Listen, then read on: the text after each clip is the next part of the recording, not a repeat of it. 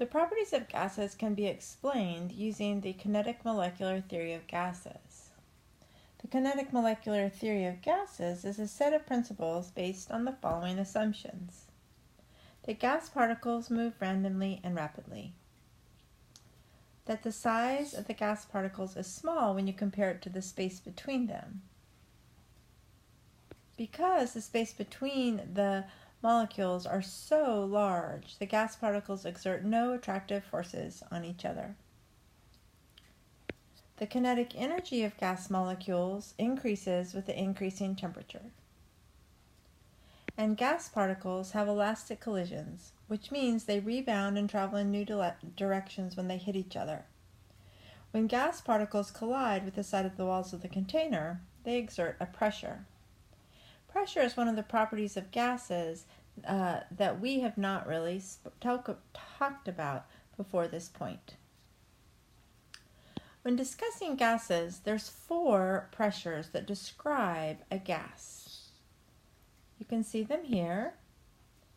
There's pressure, which is abbreviated a capital P, volume, abbreviated a capital V, temperature, T, and the amount is N. Now, pressure is a new unit to us, or a new property to us that we haven't discussed before. And you can see here some of the common units that are used in pressure in chemistry. There's millimeters of mercury, atmosphere, and torr, and the relationship between them are 760 millimeters of mercury equals 1 atmosphere, and that also equals 760 torr. So when you look here, millimeters of mercury and torr are the same unit size. There's also a unit that you may or may not be familiar with, but I suspect you are when you fill up your car tires, and that's PSI, which stands for pounds per square inch. And 1 atmosphere equals 14.7 PSI. Pressure is the force per unit area. The units for volume are going to be familiar to us. We're going to use metric units like milliliters and liters. For temperature, and I'm going to write this in red, it's very important that we know that we use Kelvin. For all the gas laws, Kelvin is the required temperature. If you recall, Kelvin is the absolute zero scale. And Kelvin equals the degrees Celsius plus 273.15. For this course, we can round that to just 273. So the thing that's important here to remember is that oftentimes we measure in lab Celsius. The thermometers we use are Celsius. So when we do these problems, it's not uncommon for the word problem to give you Celsius. And you have to remember, convert it to Kelvin. All the temperatures must be in Kelvin. And then the amount, we'll use the unit of moles.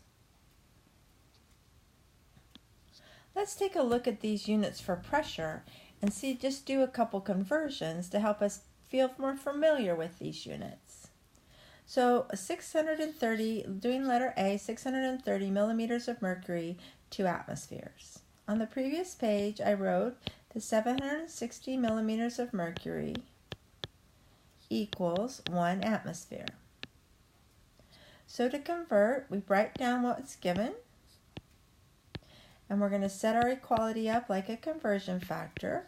So we'll put the 760 millimeters of mercury on the bottom and the 1 atmosphere on top.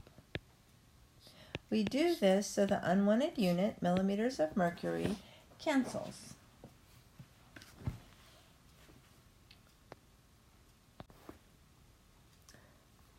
In our calculator, we'll take 630 and divide it by 760, and I get 0.8289. I'm going to round to two significant figures because that's what 630 has, and I get 0.83 atmospheres. For the second one, I have 1.01 atmospheres to psi for letter B. And I know that 1 atmosphere equals 14.7 psi. These conversion factors between units of pressure are not required to memorize. So I have 1.01 ATM. Always start by what you're given. Write the unit that you're trying to get rid of on the bottom using the equality. So I'll put the 1 atmosphere on the bottom and the 14.7 psi on the top. I cancel out the unwanted unit, and now I multiply 1.01 times 14.7, and I'll do the 3 significant figures since that's what I was given. I have 14.8 atmospheres. So you can see that converting between units in pressure are similar to the unit conversions we were doing. You just need to know the equalities that exist between the different units for pressure.